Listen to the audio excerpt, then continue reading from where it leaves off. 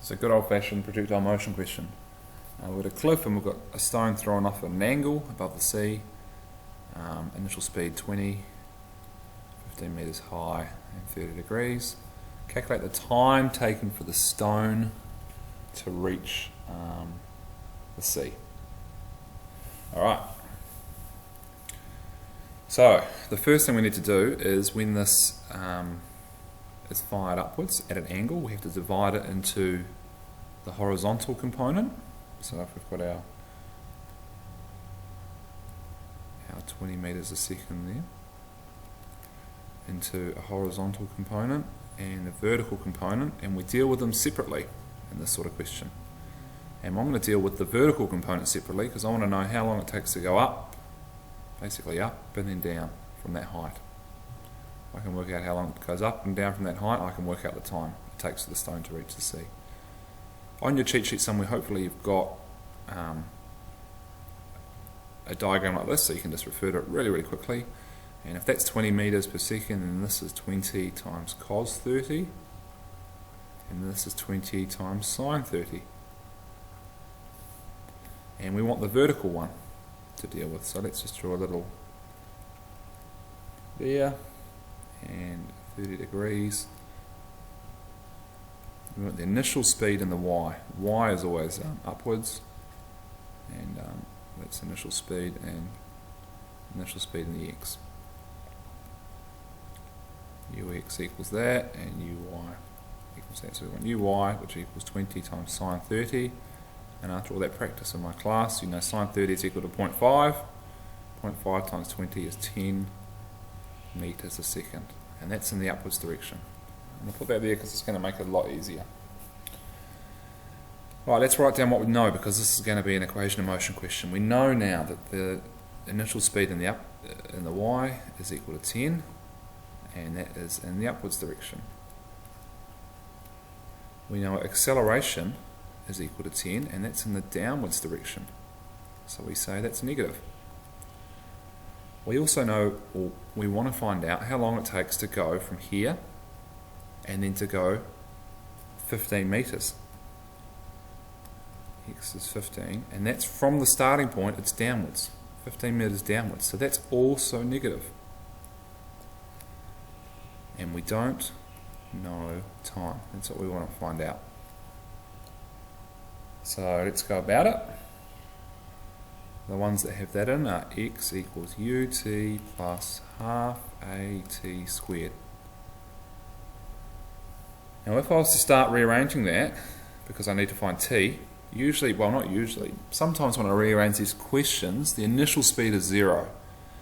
And I can get rid of that ut, and it's really easy to rearrange. The initial speed is not 0 in this case, and when you rearrange that to find t, you get a quadratic equation. And that is too hard for me to solve. If you do methods, or if you do special maths, you'll be able to solve it. The formula is negative b plus or minus square root of b squared minus 4ac, you know the one, over 2a. And you can use that to solve it, and you'll get the same answer as we're going to get here, but I'm going to show you the other way to do it if you don't know how to use that. If you know how to use that, just get that out, smash it out, get the answer as fast as you can. But I've got to do another 2 steps because I don't know how to use that formula. So I can't use that formula, so what I'm going to do is I'm going to write down what I know. U equals 10, A equals negative 10, X equals negative 15, and I'm going to work out V. V equals question mark. I'm going to work out V first and then use V to work out T. So the final velocity. And the one that's got those in is V squared equals U squared plus 2AX. And that equals V squared equals U is 10. 10 squared is 100. Plus 2 times negative A is 10.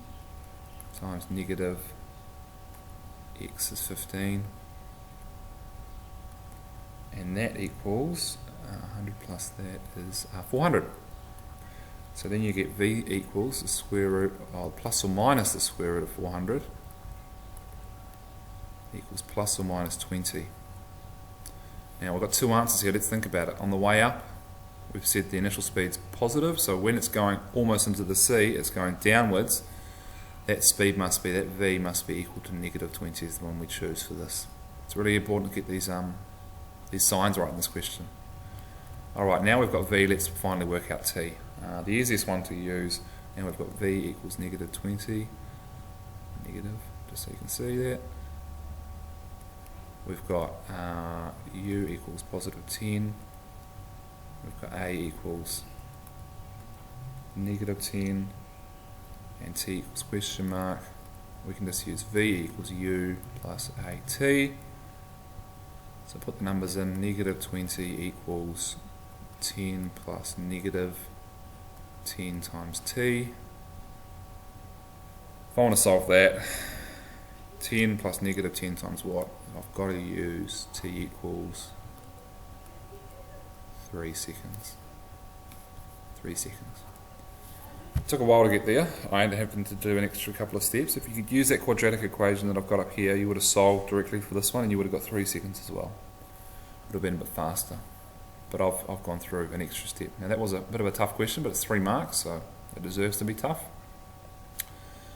The next question, calculate the magnitude and direction of the velocity of the stone immediately before it reaches the sea. Give the direction as the magnitude or the size of the angle between the velocity and the horizontal. Turns out we've actually done, in this working, a little bit of working for this one now. So we now want to find out, just before it hits the sea here, what's its velocity?